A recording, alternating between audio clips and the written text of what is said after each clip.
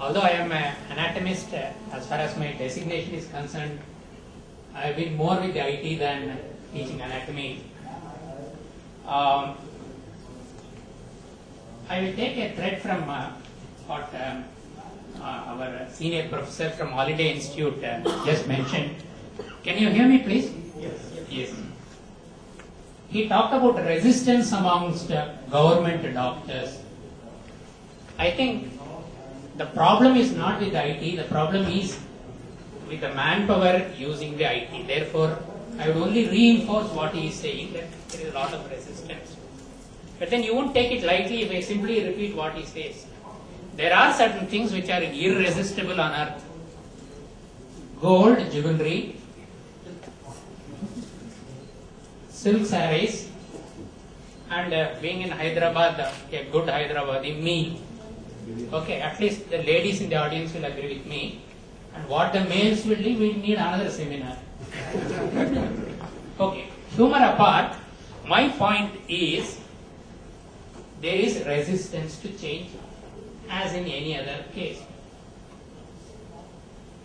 Let's not go into who is resisting. They have their own valid reasons. You cannot force technology to a resisting audience. We doctors are probably the most resistant among the group. It may be many reasons. I can quote a few reasons because of my interaction with my fellow doctors. Like for example, senior consultants who are handling consultancies through telemedicine are scared that after about 10 consultancies, the same case will not be reported to him because the fellow at the other end knows how to handle it himself. Or the medical teacher is resistant because the computer can replace him.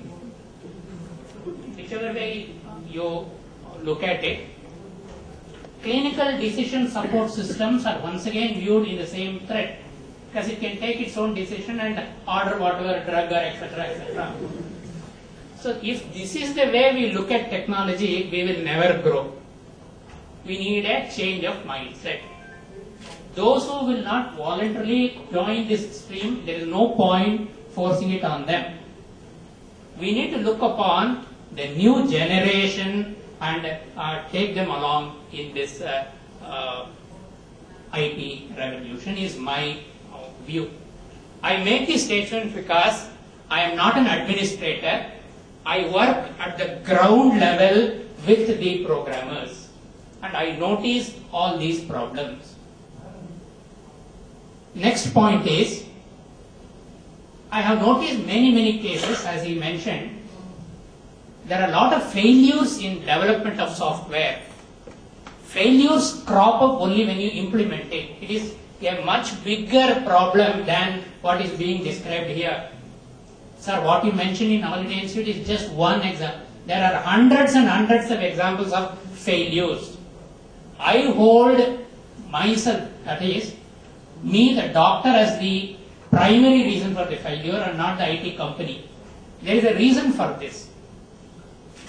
IT programmer will write the programming code for whatever on earth you want, pixel by pixel, or if it is any other thing, your alphanumeric, they will write. But it is you who must tell them what you need to be written. You need lot of concentration of the workflow logic that is required. And currently, most of us who are contributing information to the IT companies are doing it on a part-time basis, hurried basis, without adequate concentration. We need full-time doctors who will give their total contribution. Dr. Suman Bhushan Bhattacharya is here with me to vouch for this. I have many friends in the audience who will vouch for it. That means 99% is our effort. Once it is over, the crucial 100th part of the effort lies with you. And thereafter we will take joint responsibility. This is a point I need to bring about. There are a lot of similarly problems with the customization level. Lot of imported softwares are being bought and sold. It doesn't work because it is not customized for our requirements. That's another point I would like to share. Maybe one more point, there is not adequate awareness about the power of the technology amongst doctors.